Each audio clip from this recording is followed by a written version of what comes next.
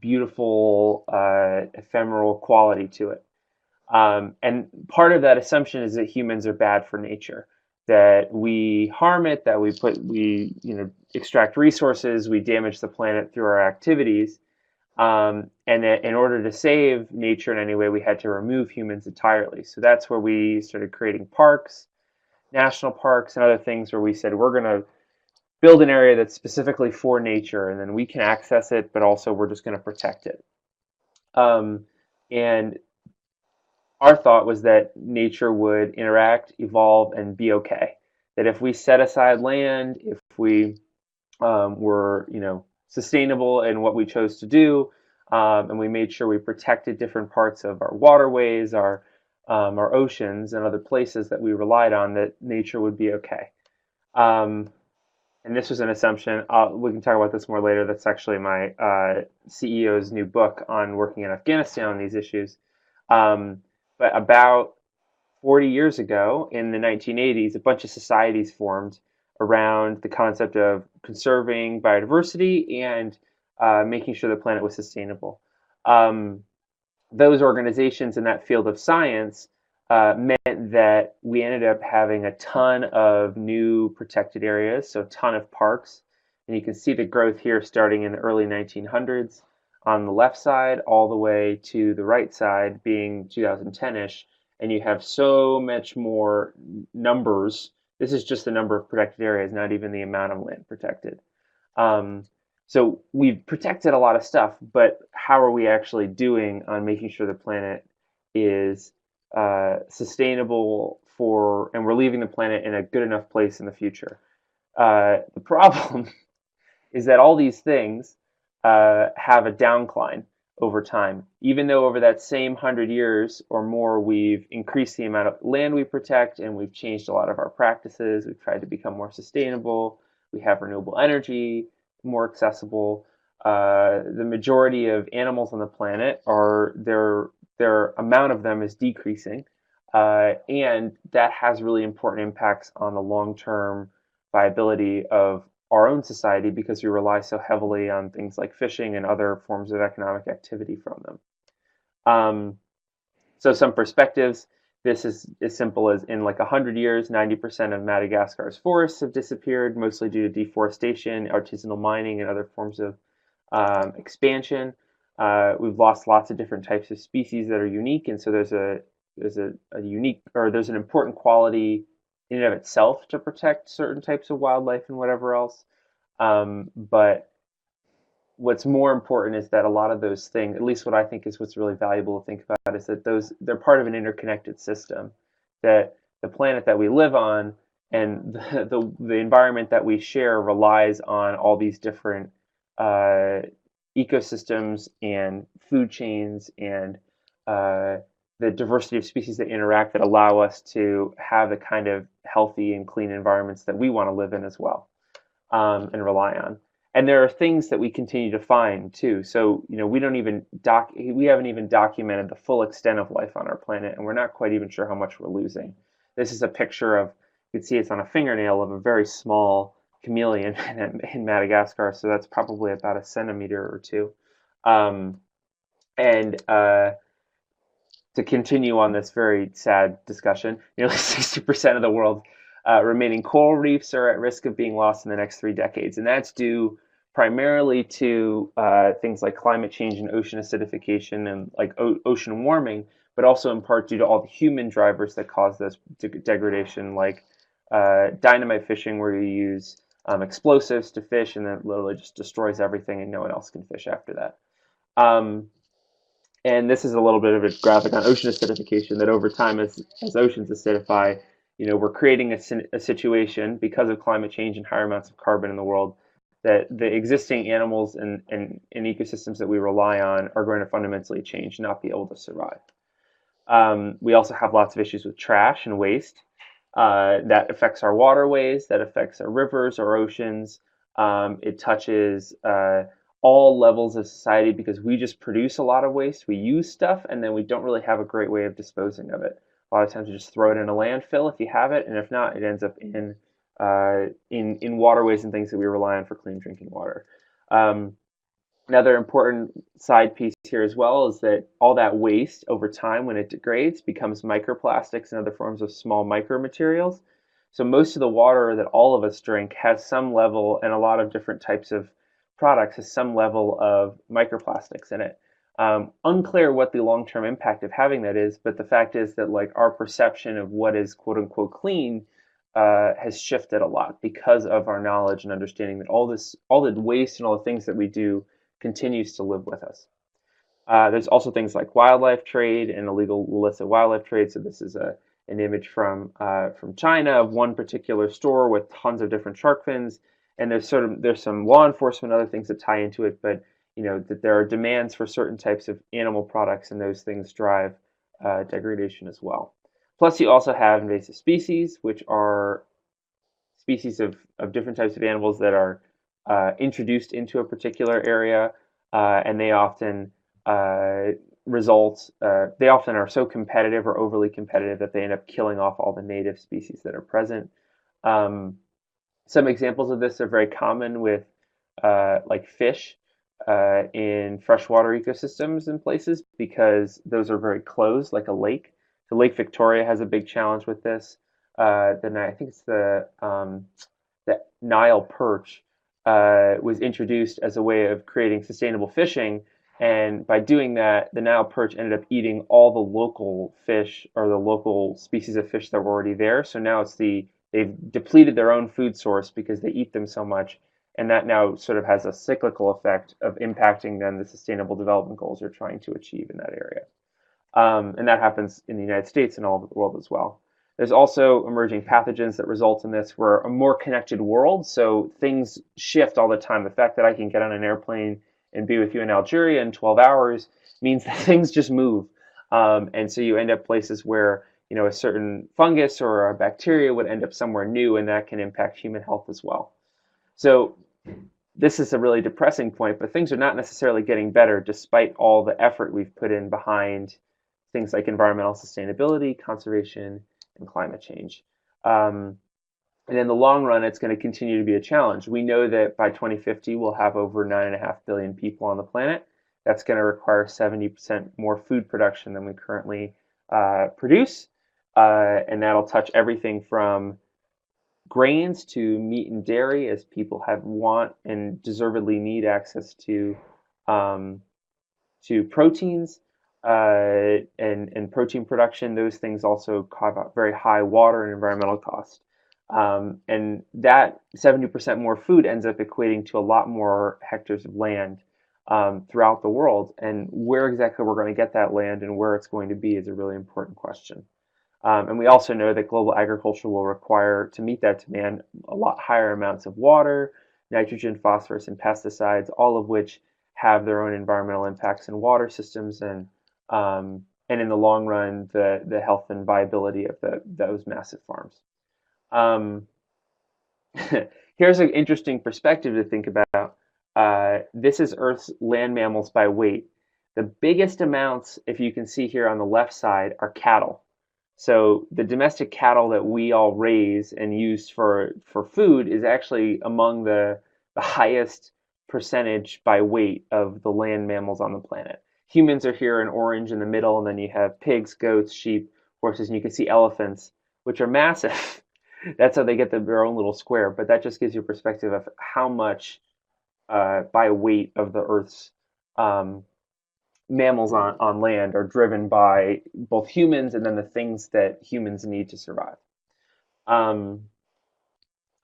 Moving on to another point that's important is also about energy, which is that right now 40% of the world roughly doesn't have access to reliable electricity, and that's a changing trend that we focus on a lot in international development, but it's one that will put increasing demands on our energy infrastructure and systems, and ones that will yield really important questions for technology. One of them is what happens when, I don't particularly like the wording here, and this is the wording that's used for this particular prize, but what happens when billions of new people have access to air conditioning and refrigeration and want that and need it, especially as the climate warms in more subtropical regions. Think like India, Indonesia, those kind of places where you have really booming populations and very high temperatures and humidity, all those air conditioners are going to have an electricity demand that's extremely high and usually driven by a carbon-based electricity system. And most of the way we actually do air conditioning and refrigerants is driven by hydrofluorocarbons and other types of substances that have really high global warming potential, extremely high comparative to CO2. So we're doing a prize at the moment with the government of India and another organization for $3 million to create the next generation of air conditioning that's more efficient and doesn't use hydrofluorocarbons or other high global warming potential compounds in their refrigerants. And that's a really important question. If you can create an air conditioner that is far, like, and contributes to climate change far less, you can allow and make sure that people have access to those technologies and things without warming the planet. And that's an important question that we think a lot about. Ignore that slide because that never got filled in. The point is, and I'm sure you guys are aware of the fact that all the reports that we hear about with climate change is that it's getting worse. And that even in the best scenarios of drastic action that we have right now, we will have issues with climate change in the next century. And that's going to cause a lot of problems for us, and it's going to cause a lot of problems for the planet. One of those is what is now termed the sixth mass extinction event. So people who study like paleontology and conservation biology look at 5 or 6 different moments in the history of the planet where the majority of species died out for some reason, and this is one of the first. This is the first that's driven by another particular species on the planet named humans, and it's happening at a very rapid pace. And the reality is that I'm going to skip through these parts a little bit, but that conservation science and a lot of our scientific fields are not necessarily, and this actually, I'll just go over this really quickly, are not well suited to solving the problems, at least as they are constituted. A lot of science is focusing on the symptoms and not necessarily the drivers of what's causing those different forms of degradation. So it's also documenting without necessarily thinking about solutions as much. And we focus a lot on monitoring and creating information and data, but not thinking about how can we use that data to produce different results. We can usually think about that in a policy perspective, but maybe not necessarily in a technology one as often. It's also depressing. That's a key qualification. The other thing is that the way we train for those things is not necessarily oriented towards success. You know, when we teach science in those forms of fields, we're teaching people how to document, how to produce studies, whatever else. There's a million of those. But actually figuring out how you structure policies better, how you encourage entrepreneurship and innovation, how you harness market forces in order to produce better results, both for the environment and for the planet, are really important questions that I think we have to deal with a lot. So we termed this, like, for our own selves, as Conservation 3.0. The field has a specific term for 2.0, so they went with 3.0. But basically the idea that you want to focus on the underlying drivers of extinction rather than its symptoms. And I think this is an important question for climate change as well. You want to focus on what are the underlying drivers of environmental degradation and climate change, not necessarily just the symptoms of it. We know the symptoms, right? Higher amounts of carbon in the atmosphere. We focus a lot on those. But what's driving that higher amount of carbon on the atmosphere is the growing demands we have for agriculture and food, the growing demands we have for electricity and those forms of consumption, the growing demands we have of being in cities and more urbanized populations, among others, and our need for transportation, like getting planes, cars, etc.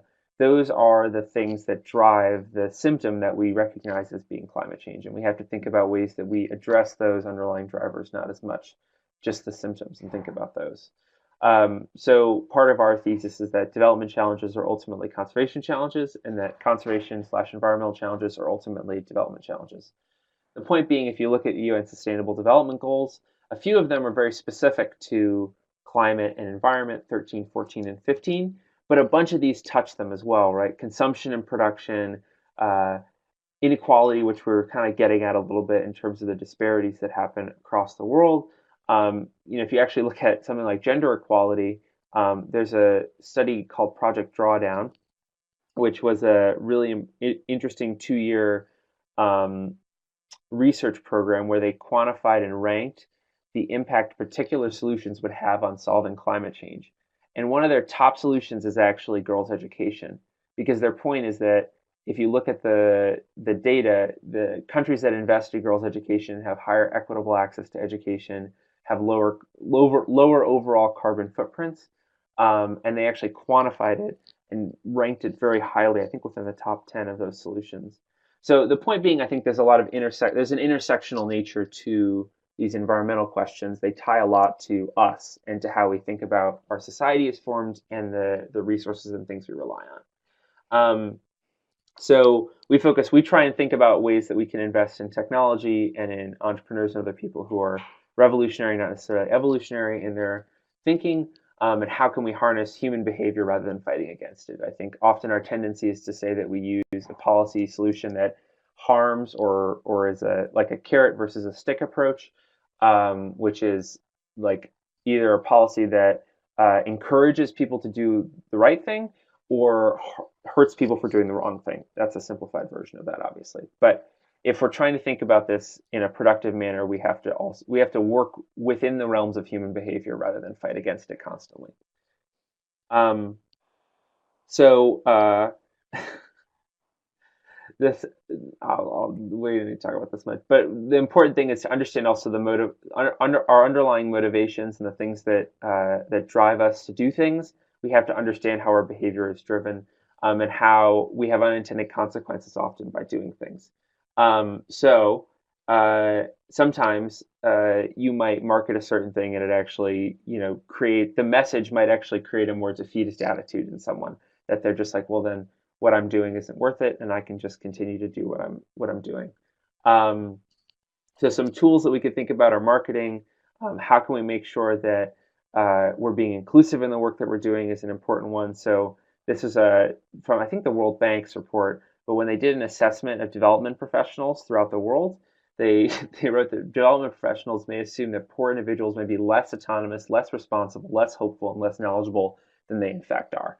And that's an important question also to think about, is there are, and I will acknowledge that we all have our own biases, but that's an important aspect of all this work, that when you're dealing with these things, there are implicit biases and understandings that play into them, and ones that we have to actively fight against. And it's something that as a society as a whole, we have to as well. Go forward. I'm going to skip implementation science. So talking about, I'm going to switch to solutions now, because I think that was pretty depressing. So let's talk about solutions for a little bit.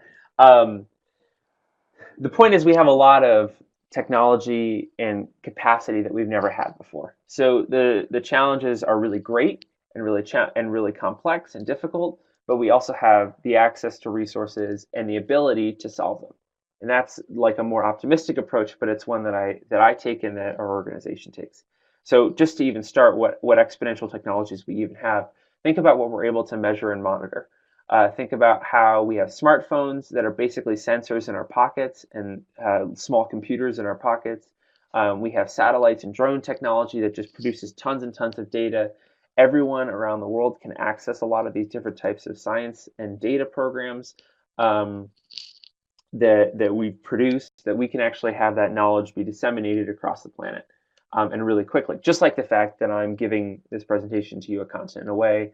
Sometimes you have to pinch yourself and think about that, but we have a really amazingly connected planet as a result of all the things we're able to do. So all these sensors and things have grown to be so small and uncomplicated. This is just giving a sense of all the different things that we consider in the Internet of Things. How small the different sensors and the things that drive the data that we get. So something like a radar sensor is much smaller than a giant machine it was maybe 40 or 50 years ago.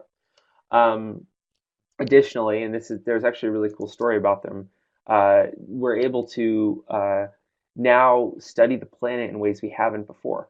Planet Labs, which is this really cool lab out of California, shoots these really small satellites that are about the size, maybe about this big, up into the sky, and they do them for very inexpensive levels with low cost, accessible technology. And now they're able to get 3-meter resolution of the entire planet every day, everywhere. So it used to rely on these giant satellites we would send up into the atmosphere, and those would maybe be able to get us a picture of the planet over the course of a few days or a few weeks by circling it multiple times. Now we can actually get far better data and understand what's happening on our planet far faster because of the accessibility these technologies have given us. So there's also a bunch of other force multipliers, things like artificial intelligence, machine vision, citizen science that allow us to tap into these problems in really powerful ways, and ones that we're just starting to think about how we can harness better. On the citizen science front, there's lots of interesting forums and ways of actually documenting what's happening in the planet. This, I think, is looking at light pollution. I'm going to skip past that. There's also artificial intelligence work. So this group, WildMe, which uses machine vision and computer learning and artificial intelligence to tackle environmental problems. That's also a really interesting and an interesting space where we can actually take all the massive amounts of data that we're creating and get better insight for ourselves out of it. The second piece, and this is actually something we really focus a lot more on, is how can we engineer resilience in our systems, in our ecosystems, and our planet.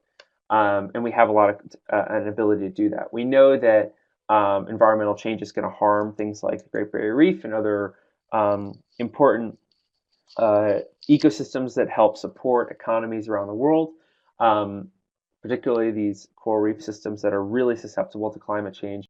How can we accelerate the evolution of those coral species so that they're actually more adaptable and resilient to the climate that's changing to a more acidified and warmer ocean?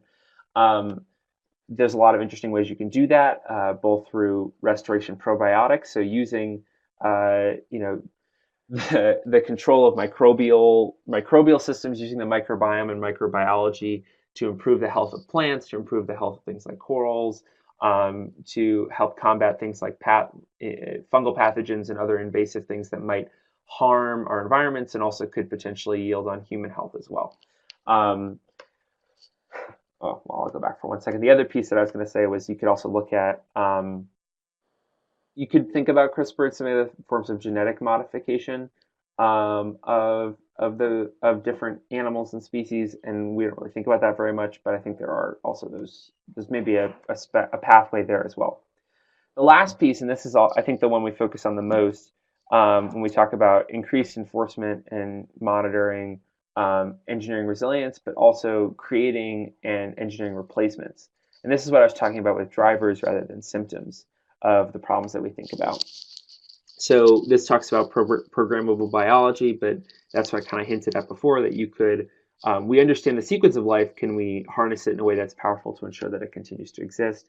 And there's an increasing focus on biology as technology. An example of this, an engineering replacement, is cellular meat. So people are actually using, which is kind of crazy, using the basic functions of the cells that produce like a meat or a beef that we might eat, and actually growing it in a laboratory. Problem is, it's super expensive right now, and it also has really high, in my view, life cycle analyses of both water and carbon in order to produce that amount of ground beef in the middle there. But there are opportunities to use the technology we have at our disposal to think about creating the products that we need in the future without necessarily the same methods. Another example, there's animal-free milk. We have an ability to generate really weird and interesting solutions that could actually produce and help meet some of our food demands. We also can really focus heavily on, and this is something that we're focusing on right now, creating better agricultural systems that are more sustainable. But I think it's sort of a twofold practice of thinking about new products while also thinking about, how do we do what we're already doing better and more sustainably.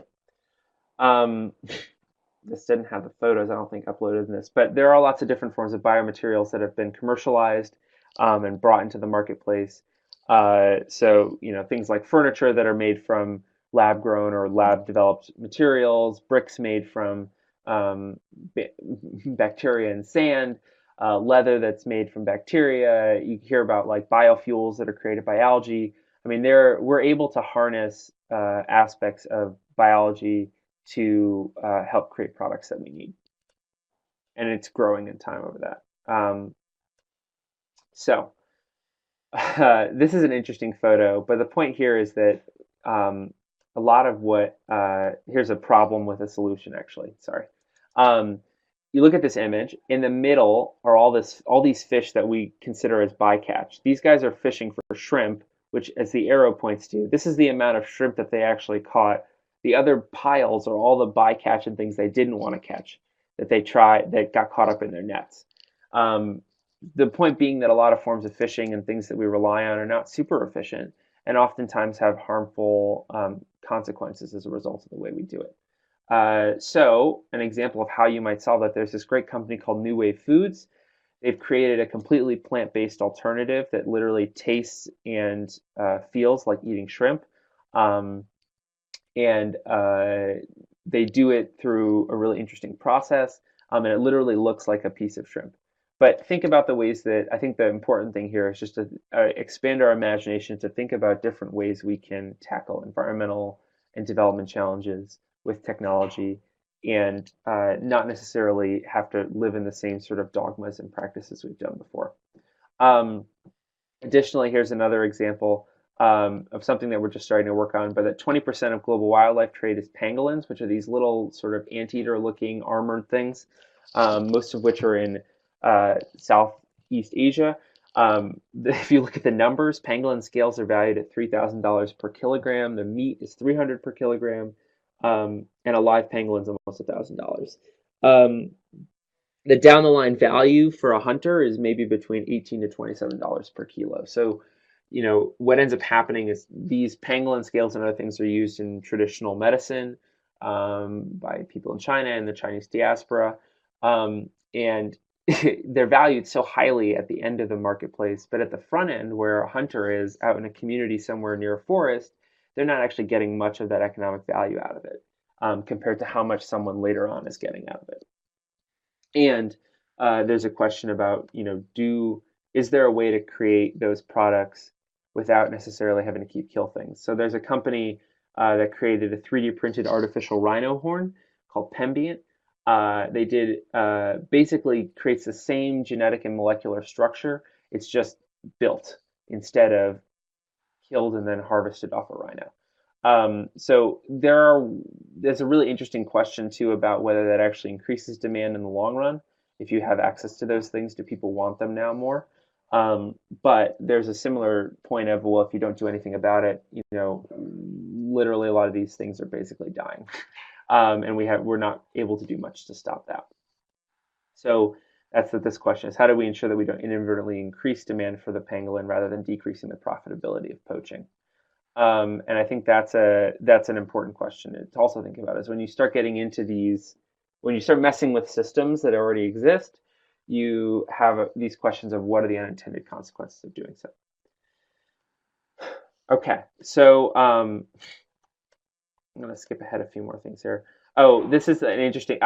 This is a little interesting anecdote, but I think the other thing that we also have is we seem to think of things as inherently natural. Like we go out into a forest or go hiking somewhere or something, that something is inherently natural.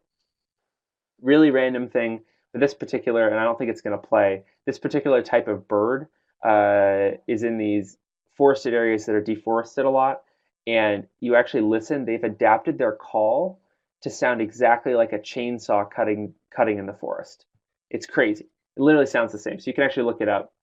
But the point being that the things that we do impact the wildlife and things around us. So for the last few minutes, I do want to talk a little bit about thinking about design thinking and product development and how we design solutions. And this touches policy too, but how do we make sure we're designing solutions that are efficacious, that solve the problem we're looking at, but also take into account lots of ethics and other important issues and build the right kind of policy structures and incentives that impact these problems that we care about. Whether it's in sustainability, in development, in conservation. So this is, I think, like a side piece, and this is geared much more toward a Western audience in this regard, because I think people seem to think that if it's accessible to someone in New York City, therefore it is accessible to everyone. And that's not necessarily the case. I think when we're thinking about the design of different solutions, both technologically as well as the policy solutions and things of that nature, we have to think about what are the costs, what's happening in the areas around that, how can we make sure it's accessible to anyone from who has a primary school education to someone who has a PhD. How can we make sure the tools are accessible to everyone and usable? How do we make sure that they're reliable, that they can handle different environments, situations, lack of access to certain technology? How do we make sure they don't harm things? So how do we avoid unintended consequences and impacts? And then how do we make sure they're distributed equitably, that they're not just accessible to those who have greater amounts of resources, that they're culturally and socially suitable, and that they're scalable in the long run, that they're viable without philanthropy is a really important question that we try to think about in the products we invest in and work on. Is how can we make sure we're creating things that don't rely exclusively on whether a government gives a grant or a nonprofit or a philanthropist who has a lot of money gives a grant. And that's an important question, I think, for a lot of these things, is we often have relied on governments to do that, or very wealthy individuals who have money to spare and give it away through a foundation. And that's something we kind of have to think about how we avoid, because those are limiting in the long run. So one way of doing that is to think about prototyping, testing, and iteration. Um, this image looks at the ways they created the Google Glass, which, again, not the best product in the world. But the point being that over time you can test the solutions faster and then develop. Failure is a really important learning tool, and this is sort of a startup ideology. But if you can actually test it, get it in the hand of users and people who might use your particular product or solution, get them to test it, work with it, play with it, you can actually figure out what works, what doesn't work, and then actually iterate and create new versions of those things much faster. So the point being that we don't need to spend and it's kind of how policy works, I think, in this regard too. It's very hard to get policy to work this way, but we spend forever trying to form something, years or multiple months, and then we roll it out, and then it could completely crash and burn. Maybe it doesn't work well. But if there are ways that we can actually do things on a smaller level, we can actually test and see and figure out where are the spaces where it might fail earlier, then we can try and account for them sooner and help create better solutions. The other piece to looking at entrepreneurship as well is thinking about what are the value propositions of any solution that you create. So a lot of questions with products is and this happens for both digital and like physical products, is the thing that you're offering to someone of a high enough value that that they're willing to either change their behavior or pay for it.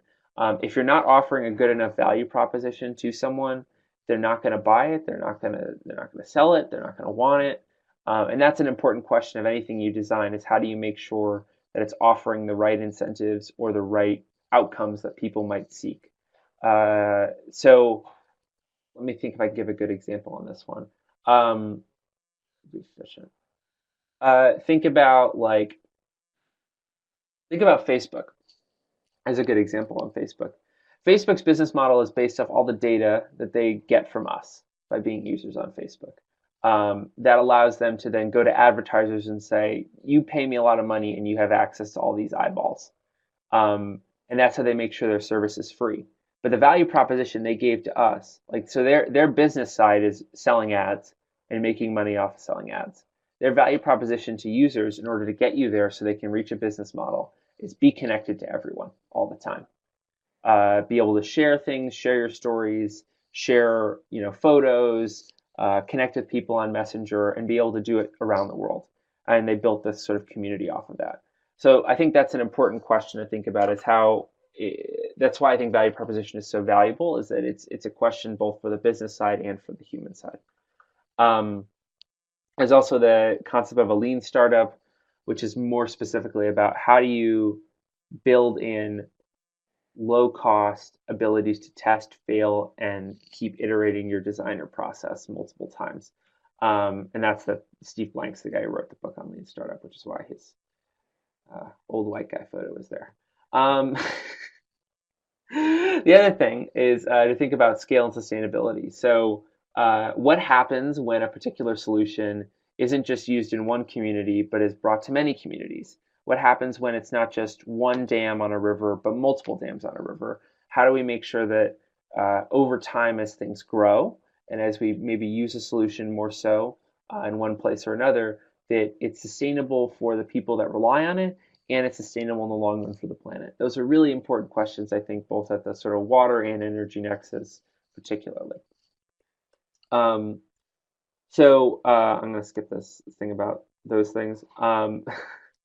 The other important thing that I want that's an important lesson to think about is that things like Facebook and Twitter are all over the world. They're accessible to everyone. Similarly, things like Coca-Cola, which is sold in more than 200 countries, and Pringles, so more than 140 countries, are distributed globally. Businesses and market enterprise has been able to make products that were started in some town somewhere and make them go everywhere. To create distribution networks and supply chains, to make sure global trade works in the way that they want it to. We have the capacity to reach people. If a Coca-Cola can reach every human on the planet, then we should be able to get the solutions that we can create for different forms of technology and different forms of business and access for climate change, sustainability, and environmental problems into everyone's hands. So I think the rest of this is probably good. I'm just gonna skip ahead to the end here. Yeah, I think that's it. Skip here. Yeah. So actually, I want to just do one last thing. Yeah, I just wanted to skip those slides because those weren't super relevant here. The one thing that I did want to say was I'm just going to mention some of the things we do, and these things might be things that you guys are interested in at one point or another, which is why I wanted to mention them briefly before we wrap up and go to question and answer. We do a bunch of open competitions, which are called Open Innovation, that have monetary prizes oriented with them. One of which I mentioned, the Global Cooling Prize in the middle. You can look it up. Richard Branson, the founder of Virgin, talked about it a bunch, so it has a lot of press on it. And it's really cool with the government of India on air conditioning. We also are doing something in the United States around a particular type of fungus that's killing a lot of different types of trees in Hawaii. And then we're also about to launch a challenge called Saving Water for Nature, and that's going to be focused on artisanal and small-scale mining, particularly in sub-Saharan Africa, Borneo, and the Amazon. Mostly gold and other forms of rare and precious metals. That happens sort of informally or illegally, and there's sort of economic and social justice issues tied to it, as well as environmental issues, because the practices involve mercury and other things that get into waterways that then pollute the waterways of indigenous folks and other folks that rely on those water areas. We also do competitions in different places in the world called Make for the Planet. There are multiple day prototyping hackathon type competitions. Um, and I don't know when our next one is necessarily going to be, but it's something, if you were interested in applying to be a team in one of those competitions, you're welcome to. We also have some university technology clubs, and there's also this cool platform that we run called the Digital Makerspace. So if you're interested in solutions to conservation challenges, and you just want to get connected with people, or you have an idea and you want to bounce it off people from around the world who are interested in this space, we have a really cool platform for that. It's conservationx.com. So feel free to go check that out if you're interested as well. It's both a community space. We do skills matching. So if you have a project or an idea, but you need a certain type of resource, like whether it's a coder or a business plan person or something that can help you, we have people in the community to help with that regard. And the last thing that we just launched another version of, if you guys are thinking about ideas or you have friends who are thinking about different forms of ideas, is something called the Connex Tech Prize. We just launched our second round of it. We award 20 winners of the Tech Prize at $3,500 as a prototyping grant. There's a 12-week period or 3 months to take that money and move your idea forward, and then at the end, teams compete for a $20,000 grand prize. And we're going to be doing 3 rounds of it. We just launched a second with the application date, I think, in March. It's focused a bit on invasive species, but there's also a blue sky area basically for any cool idea you might have that touches on conservation, technology, sustainability, sort of that nexus scenario. The winning team this last round created a hyper low cost VR camera that they dropped to the bottom of the ocean, like 3,000, 4,000 meters to the bottom of the ocean, and tested it out and was able to show, like, create these really awesome videos and then actually monitor spaces that we haven't explored before. So the point being that there are lots of weird and interesting ideas you can come up with, and this will hopefully maybe give you an access to some resources that could help you do that, if that's something you're interested in. All that's all available on our website, conservationxlabs.com, if you are interested, have ideas, or want to get connected in any of those ways. Mark also has my contact information as well. So that's it for now for me. So if we have any questions, we can go into that. But thank you guys for listening and for that quick run through of all the different things that we were talking about. And I'm excited to continue the discussion and talk about any questions. Also, this image is about the fact that, hey, we can put rovers on Mars, so why can't we? We have the capacity and the ability to solve the problems we have on our own planet as well. Cool. All right. Okay. Thanks so much for the wonderful presentation. I'll pass the mic on now for my colleagues to ask questions. Perfect. Go for it. So we'll go first. Yeah. So long enough. You can walk it this way. It's fine. Okay, go ahead. Maybe your name and your country. Yeah, sure. Okay, so thank you very much for this presentation. It was very interesting, especially because of the fact that you were so interested in my country, because I am from Madagascar. So my question is mainly about the conservation for underdeveloped countries, because mainly the solution that you were proposing was about innovation, technology, and so on. So let me talk a little bit about my country. You were talking about deforestation, that 90% of Madagascar forests are lost, and we lose many species. That's totally right. But the thing is that I think we should focus more on the root causes of why we reach that situation. And I think that the main cause is the poverty, because we rely mainly on firewood and charcoal for cooking. That's why we have this high rate of deforestation. And also there is the insecurity, because for example, there are thieves or people who want to steal in a whole village. They burn the whole forest so that people are busy to go there to kill the fire, and they steal in the village. So I think that to address the problem of conservation and the environment in underdeveloped country should mainly based on addressing poverty and the root cause of the problem first. Because even if we are going to adopt this innovation, I think we are going to continue to destroy the forest because of the cause that I mentioned. So I would like to see your point of view regarding that. Thank you. Thanks. That was a great question. The reason, so I pulled a bit from our group slide deck. The reason why Madagascar features quite heavily in it is that both one of the co-founders of my organization and another person in our organization did a lot of their work and study in Madagascar, so that's why they mention it quite frequently. So I appreciate you bringing that up. The other piece, and I think your assessment is, I agree with your assessment, that ultimately there's a level of, how do I say this word? It's almost kind of a level of colonialism with environmental fields. The idea that we should change the way people behave in order to, save some species somewhere. I think how do I say this? I think the other important piece that you also raised was that things like poverty and those particular development problems,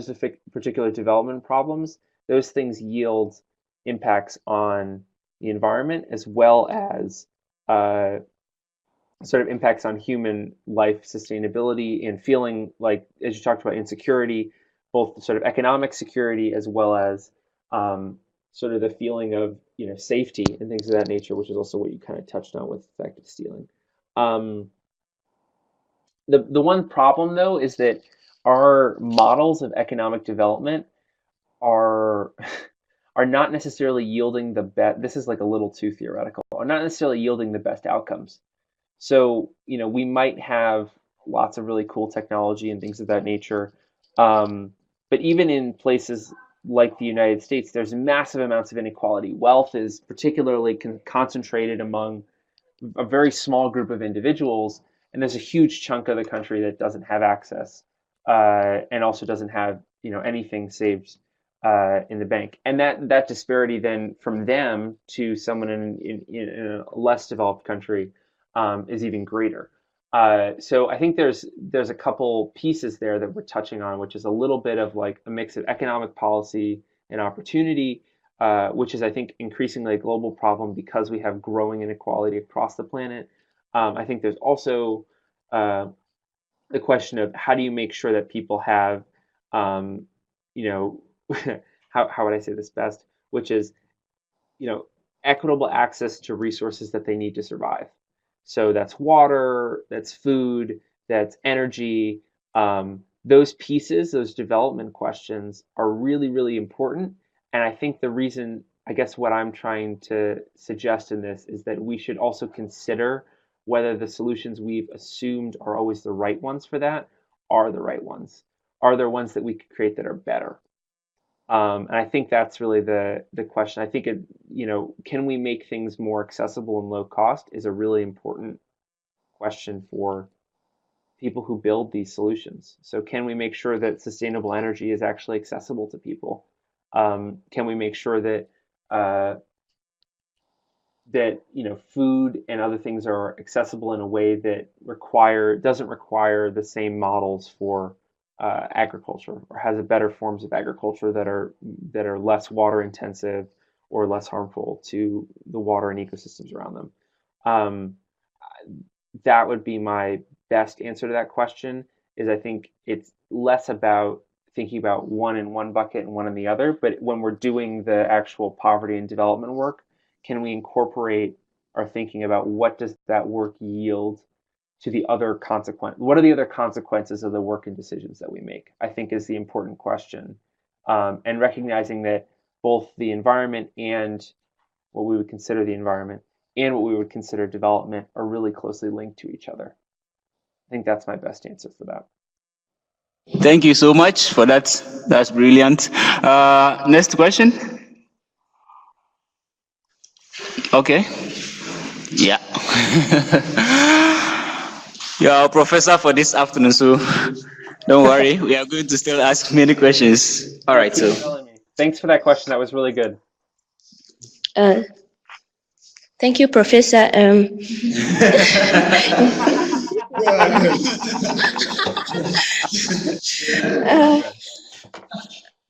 You've talked about the wildlife conservation, where you said that there is a wildlife extension due to the climate change and the wildlife trade.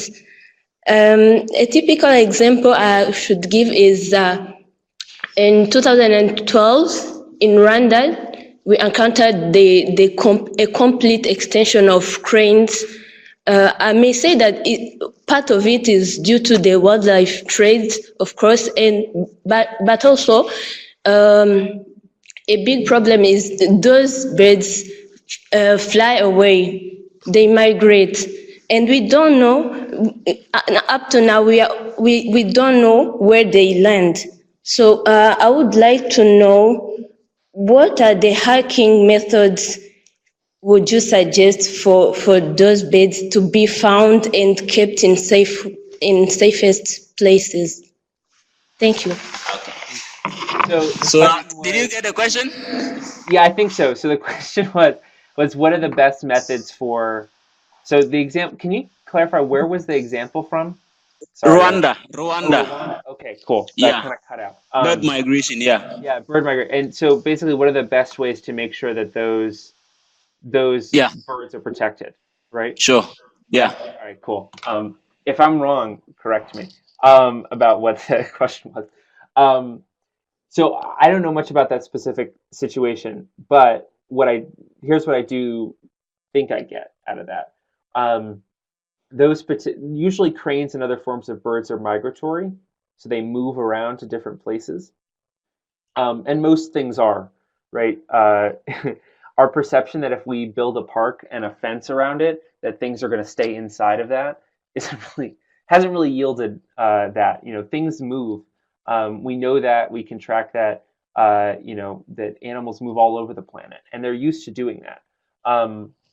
So I think one of the questions, at least the things that I've heard from some scientists who think about this, is how do you make sure that you build a park or a space for those animals in the places that they would normally go to, so that they can continue to survive in their normal patterns and systems of movement, and places also that have the right resources. So the example I'll give is different because it's one that I just know a little bit better.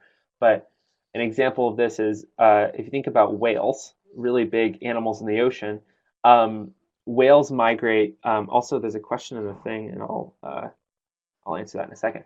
Um, Whales move throughout the planet and throughout our oceans, and some of them follow very specific migratory patterns. Some of them feed in certain parts of the ocean, and then they migrate to another part to give birth. Then they migrate back to feed again, and it's sort of seasonal, and it happens throughout from year to year. They do the same thing over and over again. So the ways you can make sure that that species survives is you can make sure their migratory pattern.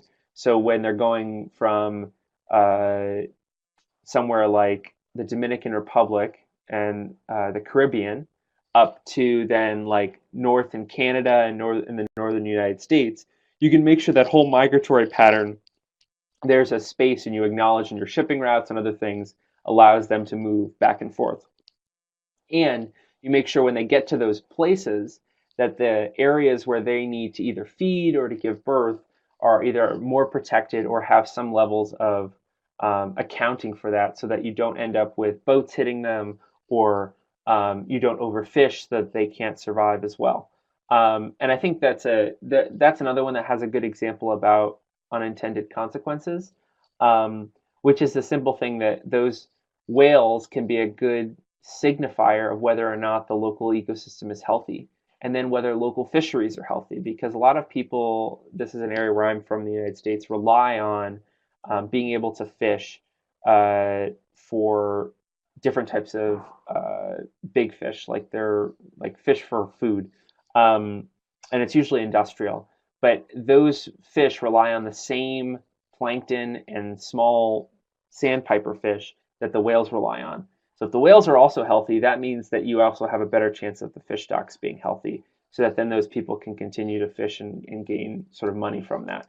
So I think there's a lot of different questions around that. Some species are different than others, but I guess to answer your question best, it's to think about how you're designing something so that it actually produces the impact you want, and that's based on the behavior and knowledge we have of that.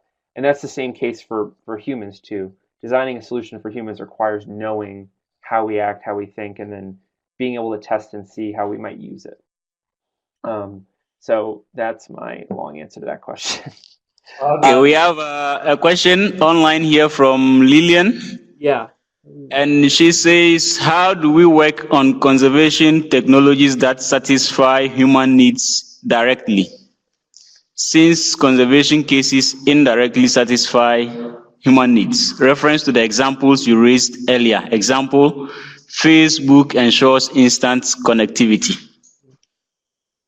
Yeah, I don't know if, okay.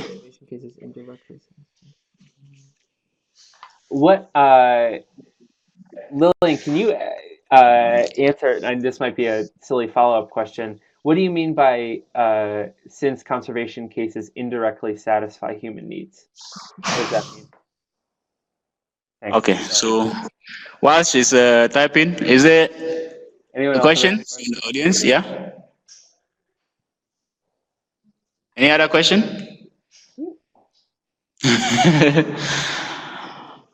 Okay, Anthony.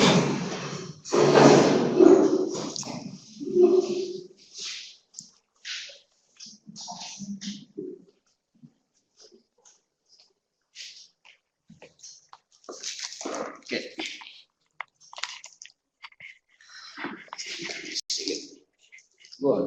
Hello, thank you very much for the presentation. I'm Anthony, and I'm from Uganda. Yes. When you're explaining about the environmental conservation, at some point you mentioned about harnessing human behavior instead of fighting them. Mm-hmm. Yes. Now, and I would have a different opinion instead, because like I read somewhere that actually in some other countries, when they want to change or when they want to cause like some impact in the nearby future, they would rather begin by teaching the young population about this idea. For example, they would go to kindergartens or they would teach in the primary schools about the change that they would like to see in the nearby future, so that by the time these young children get to that point, they already have the idea in mind, so that it is well implemented. When I look at that view and then I look at this point of harnessing the human behavior, it's sometimes hard to change the mindset of an adult, but it is easy to set the mindset of a young person. In your opinion, how do you weigh these two options, and how effective would they be towards the climate change and environmental conservation? Thank you. Awesome. Thank you. Thank you, Where are you Anthony. from in Uganda, by the way? Uganda. Where in Uganda? In Uganda, it's called the Eastern Uganda is Mayuge. Okay, cool. Eastern Uganda. Sounds good. I worked in southwestern Uganda for a few months, which is why I was asking. But thanks for your question. And Lillian, I'll answer your question right after. I appreciate you clarifying that in the chat. So to answer that question first, I think you're completely right that it's very difficult to change the mindset of an adult, and that it's extremely important to focus on education levels early. And on teaching, when we're young, we're much more susceptible to learn things and to care about them. What makes you care about some of these issues often comes from the fact of your own personal experience when you're a child. And it's something that I was a teacher for a period of time, and by doing that, I worked a lot with students on thinking about, like, learning about the local environments that they live and work around. And that's a really important value to teach at an early stage, because it yields effects when someone's a decision maker or when they're older in their lives, to think about how they behave or what things they choose to do. The weighing between those options is a really interesting one. I think we focus a lot of our energy and time, or a lot of, at least conservation organizations broadly, focus a lot of their energy and time on local education programs. They're like, oh, we built a national park somewhere, and we're also working in the schools there to teach kids about things. An example is that people really enjoy eating sea turtle eggs in lots of parts of the world. And so there's a lot of projects around building sea turtle hatcheries and things of that nature. And then when they build a sea turtle hatchery, then they go and do these education programs to teach kids not to eat sea turtle eggs. Doesn't really always work as well. But that is usually the model I think that a lot of people follow. So there's a lot of value to teaching those methods and things. I think when I said harnessing human behavior, it's not as much about, how do I say this better? I think we have to think about these, like, when we, a lot of okay, hold on. I'm sorry, I'm trying to think of how to phrase this best, which is, I think individual decisions you make about your own personal sustainability don't have as much impact as actually attacking the systems that are yielding those results. So whether or not I choose to have a reusable water bottle has a minimal overall impact compared to whether or not we can create a better, uh, a better or a more recyclable and better plastic-oriented water bottle that then is easily distributed throughout the world. So I think what I meant by harnessing human behavior is that sometimes we have a tendency to say that we need to change people's behavior by teaching them something or teaching them to act differently. And that can be a really valuable tool, and it is an extremely valuable tool in the sense of teaching young people to care about these things and about how they can use all the cool tools and things that they'll have access to through their education to maybe make a difference in the world around them. But at the same token, it's extremely valuable and important to think about how do we make sure we're building systems that are better in the long run and better at a level of scale beyond the individual. And I think that's what I meant by harnessing human behavior rather than fighting it, is that education is a really important aspect of things, and trying to encourage people to behave better is a really important one. But if we can think about ways that the existing economic structures and things that drive the way our societies work at the moment, and we can use those in a powerful manner to help make them more sustainable or better for the environment and for us in the long run. That's kind of an important question, because I think you're not going to be able to really get a solution to a level of scale that you need it to be unless it really meets something that is a human demand that we already have. So I think that's a little bit of a long way of saying that I think you have to do both. And hopefully that was a good answer to that question. But I'm happy to talk more about that as well. I'm going to turn really briefly to Lillian's question again. Thanks for your patience. So when you clarify that, so that we link conservation to another impact, such as conserving forests leads to water quantity increase or something of that sort. Okay, so really important question. I think what you're touching on is how a lot of these things are interconnected to each other. And there's a lot of work being done trying to figure out answers to those questions about how connected and why and in what level. I'm just reading this again.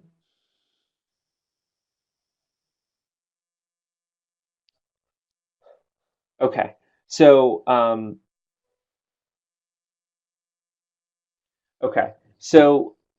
the best thing that I've thought about, or that has made the most sense in working on conservation technology stuff, to think about human needs as well as how things are connected for people, is being able to better not just quantify but communicate clearly how one might lead to the other, and then to think about where the solution gaps might be in those spaces.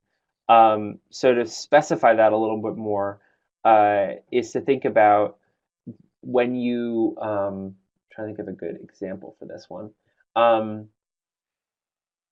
Okay, let's do this one. So thinking about protein, when we talked about protein earlier, which is the fact that a lot of human or a lot of mass on the planet is driven by animal-based protein that we grow for our consumption, as well as a lot of water and land use. So global agriculture takes up about 70% of the human water use on the planet. 70%. It's a lot. Of that 70%, somewhere around 80% of the land that we use for agriculture is specifically for protein, which is like cattle and other forms of chickens, pork, all those other kinds of things, as well as somewhere around, I think it was like half of that 70% is used on that level of agricultural production. So, those massive amounts of water withdrawals that we need, with higher demands for food in the long run, because we're going to have more people on the planet, mean that we have to think about look for access points where we can decrease the water footprint of agriculture. So that has an indirect effect on, let's say, conservation or environmental issues, but it has an extremely direct one if it's done so at a high level and scaled throughout the planet. So I think the way that we try to think about it is that we can define conservation technology extremely broadly. It doesn't need to just be a way to monitor the planet or to build another park somewhere. It can be about ways that we're building better systems that yield better environmental outcomes and also better human outcomes. And that's something I really care a lot about. It's important to me that we leave a planet that's that's in a good enough shape for the future. But it's equally as important to me, and probably more so, that we're tackling things like poverty and inequality, and making sure people don't go hungry, and making sure that people have access to clean drinking water and shelter and energy. And we have to do that, but we also have to be able to think about ways that we can do it better. And I think that's the argument that we try to make, is that it's not so much, we have to be sort of hippies who are tree huggers and think about the environment that way, but that we have to do what we're doing, but in a more powerful manner, and connect the dots, and not just say that one is in one bucket, one is in the other, that they're sort of uniquely linked to each other, and that there are technologies and areas where we can innovate that touch on human needs, but also and that address human needs, but also can yield benefits for the environment. I hope that answers your question. Clarify if not. Yeah, I hope so too. Yeah, I'm sure she's clarified. Okay, yeah, we're good. Yeah. So, okay, there's one more question.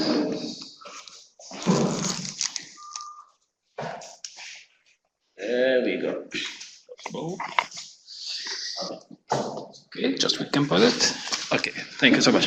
Hello everyone, I am from Algeria, I'm Abdelak. You can clarify the link between the behavior, human behavior, and the conservation. Just briefly, because I have another question after this. Okay, so you're saying clarify the link between human behavior and conservation? Yeah. So in order, I guess a quick clarification, I guess, in that regard is just that we have a tendency to, when we need resources, to get them, and we get them in whatever manner we can in the lowest cost possible way. So that's what I mean, I think, by human behavior, is that we have needs, and we need to address those needs, and those are immovable demands, like demand for water, food, energy, shelter, things of that nature. And you can't necessarily fight those. You can't say like, yes, you should want less food. But can we make sure? I think that's what I meant by the human behavior and demands question. Is that's how that's tied into it? Is then that we can't fight necessarily those things. We shouldn't fight those things, frankly. Okay, what's your follow-up? Okay. All right. Okay. Can we example to compare the behaviors African population with the European or United States population? It is bad or it is good? You mean to compare between the two? Yeah. I don't think there's much of a difference. Maybe there is. Maybe, I mean, there certainly are very clear differences, but I guess in the grand scheme of things, that can perpetuate a myth that like one is better than the other, and I don't think that's necessarily the case. Especially, yes, it may be it's the case. But the next question about this: when you compare the education in the European country or the United country, the United US, you can find it's more important in the education in this Europe. But when you look the behaviors, maybe in the Amazon or the Congo, in the Congo country, it's more conservation. The behaviors for the African country, it's more behaviors than United. Because the consummation, when you look about the consummation, you have one person for the African country, and the United, maybe I give you example, 1 liter of water I consume in Africa. If you compare in Europe or the United States, it's 100 liters. That's just one person. This is not to depend just in the education. Maybe this is what my idea around of this. Because when you compare this, did you understand of what I mean about this? Yeah. So you're saying that I or like someone in Europe might consume a lot more than someone in Africa. Is that what you're getting at? Sorry, can you repeat what you said exactly? You're getting at whether or not especially about the consummation, Yeah, especially about the consummation. When you see the Occidental civilization or society, it consumes more than African population. And when you look at his education, it's better in Occidental country than in Africa. it's not just education, it's behaviors. This is the point of, I think, the African behaviors. It's sometimes is better than of or can say that. You see that? Without like education, that. you No. see, So we don't have the famous institutes like Harvard or Oxford or something like this. But when you look, it's that. Yeah, are you agree some with this idea? yeah, I think so. And maybe the reason why I don't know if I would agree with I think the reason is the thing that has to be interrogated more. The truth is that right, like me living in the United States, I probably use more electricity and more water than you do in Algeria, right? So there's and that's just a fact of just living, right? That the society itself, and it's a question of development too, right? That as countries become more developed, and increasingly, this is the whole question with Paris Climate Accords that the U.S. decided to drop out of, is that our increase or our use of the amount of CO2 we produce, the amount of water we use, the amount of food we eat, continues to grow, right? Because even in the United States, it grows. In Europe, it's growing still. Even though, right, we might have higher levels of education, we understand maybe what the problems are. And I think that gets back to that question that I was just saying, which is that you're not necessarily, there are, how would I say this better? Um, I think there's a feedback effect in behavior that if you feel like convenience is more important, or that the problem is so big that your individual behavior can't impact it, that you're just then like you do it even more. And if it's so accessible and it's not a problem that you're just going to continue to keep using, because it's convenient and easy to access or whatever else, you're going to keep using it. You're going to let the shower run longer, or you're going to keep the lights on longer, or whatever it might be, heat the house higher. So I think that's one question. I would agree though with your point, which is true, which is that in places that are more developed, we have an outsized impact on those problems. So I don't know I don't know. It's a difficult question to think about why, and it touches on maybe a little bit of the human behavior side, but also on just the way that we've chosen to set up our policies around those issues. Okay. It's okay. Thank you so much. All right. Yeah. That gets super into philosophy, honestly. Okay, so Jay, thank you so much. I think it has been an interesting session, and we are out of time. No problem. So, but I think the questions are finished. Or is there any other question? Okay, maybe from me. One last question. Just tell us a little bit about your work at the CGIU. Okay, yeah. So, if you guys are interested, you should apply. Like Mark did to it. Clinton Global Initiative University is a really cool program. They support students around the world who are interested in doing some form of social good work, whether in any type of field or issue. Education, environment, science, technology, all sorts of things. Health and global health, everything.